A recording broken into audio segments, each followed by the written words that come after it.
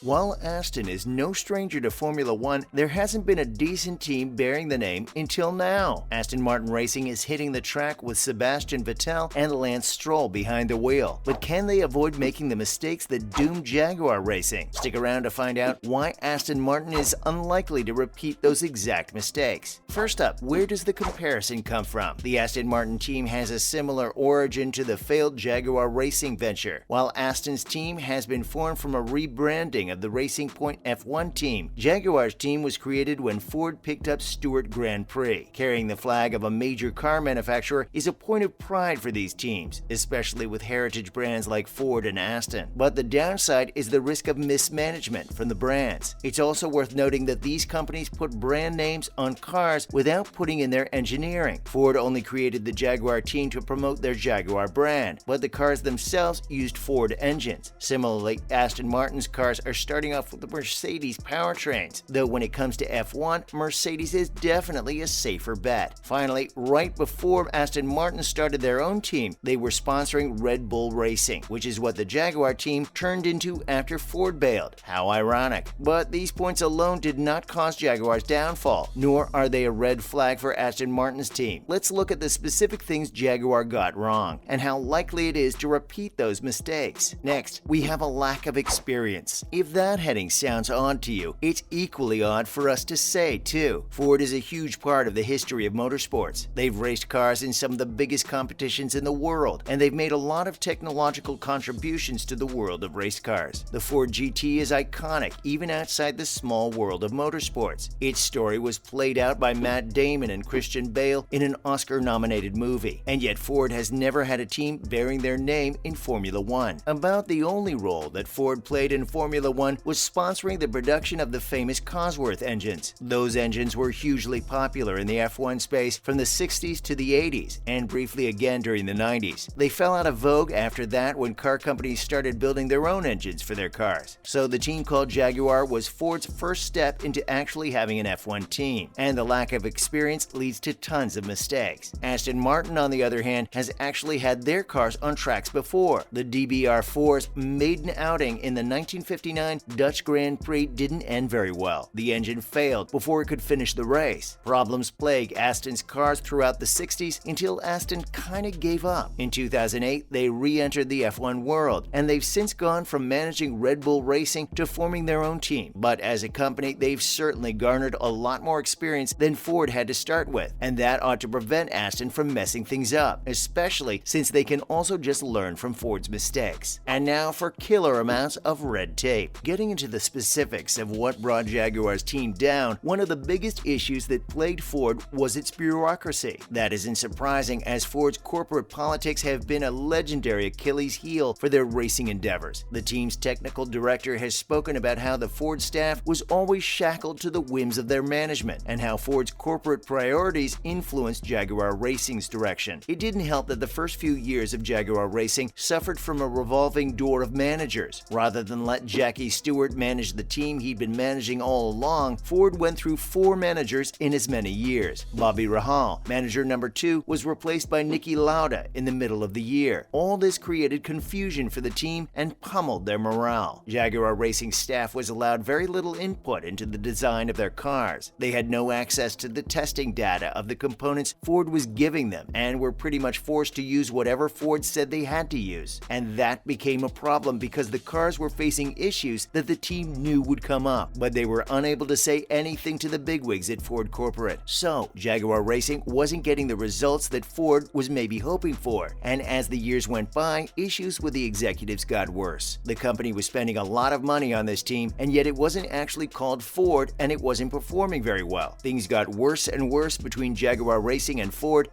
ended up selling the team after the 2004 season. Can Aston get around their bureaucratic hurdles? Well, the first positive sign there is that Racing Point's owner, Lawrence Stroll, bought a 16.7% stake in Aston Martin itself. That's how the team was created. We think that you can avoid executive issues really well if you are an executive yourself. The company also found success sponsoring and managing Red Bull's team, so it looks like they know what they'd be doing and what to expect. Up next, it's all about the cars. We've talked a lot about company politics, but when you get down to it, the things that matter on the track are the team and the car. Jaguar Racing had the team, but they just didn't have a very good car. Earlier in the video, we talked about Ford's Cosworth engines and how they were phased out of F1 cars through the late 90s. Well, Ford saw Jaguar Racing as an opportunity to revitalize Cosworth and their engines. Jaguar's cars had Cosworth engines throughout their run, and those engines were definitely outdated compared to the competition. The team wanted to complain about this, but Ford made it clear that Cosworth was their baby, and they wouldn't hear a single negative thing about them. But there was more to the car's problems than just Cosworth. Early cars suffered from problems with the gearbox oil pump system that straight up took the car out of the race a few times. There were problems too with the rear diffuser and aerodynamics that hindered the cars on the track too. The team would have worked with Ford to solve these problems, except as you saw, Ford's management wasn't interested in dealing with Jaguar Racing. Aston Martin is currently setting up dedicated testing facilities for their F1 team at their home base in Silverstone. At the moment though, the team is racing with cars similar to the ones they were using before the Aston Martin branding. Those cars happen to sport Mercedes power plants, famous throughout the F1 world. And the brakes are designed by the team as well, so the team has good experience with designing cars. All we really need to see Aston do is cooperate with their F1 team, and they'll avoid all the car-related setbacks that plague Jaguar Racing. Let's discuss how are things going for Aston so far. We think Aston doesn't have much to complain about when it comes to their prospects right now. After all, Sebastian Vettel, Ferrari's hero, is driving for them, and the Aston Martin AMR 21, their first F1 car since they first quit the sport 61 years ago, is serving them well. Vettel has driven the new team to podium positions twice already, once at the Azerbaijan Grand Prix 2021 and again at the Hungarian Grand Prix in the same year. While he was disqualified in Hungary due to a fuel sample problem, we think it should count for something. On top of that, both drivers have finished in the top 10 positions at 12 of the 2021 Grand Prix. They're racing in the 2022 season again, with the driver lineup unchanged, but time will tell how that plays out. In January 2022, Racing Point veteran principal Otmar Schaffnauer ended his 12-year term at the team. A disappointing loss for them, but his replacement, Mike Krack, is a seasoned principal himself, having worked on BMW and Porsche's teams. While the drive has only just started for Aston Martin, it's smooth sailing so far. This may well be one of the teams for Formula One junkies to keep their eyes on going forward. And as for Ford, the Jaguar Racing experience clearly left Ford disillusioned with Formula One altogether. Their performance director told Motorsport.com in 2017 that he doesn't see the company returning to Formula One anytime soon. As he sees it, the sport doesn't line up with Ford's corporate priorities. And while he thinks it's cool and all, there's no room for it at Ford. But that doesn't mean Ford's racing efforts have come to an end. They still have their Formula Ford racing division, which remains an important stepping stone for drivers with Formula One stars in their eyes. Ford Performance also continues to have teams in place like NASCAR, the World Rally Championship, and the FIA World Rallycross Championship. But F1 is bigger now than ever, and we suspect that Ford's break from this world won't last very long. If they do come back, fingers remain crossed that Ford can achieve a level of success that lines up with its track record. That brings us to the finish line of this video. What do you think of Aston Martin's F1 prospects? And do you agree with us that Ford could be back on those tracks someday? Start your engines in the comments below, and don't forget to like the video, comment down below, and of course subscribe to the channel with the notification bell rung. Thank you for watching today's video. Bye!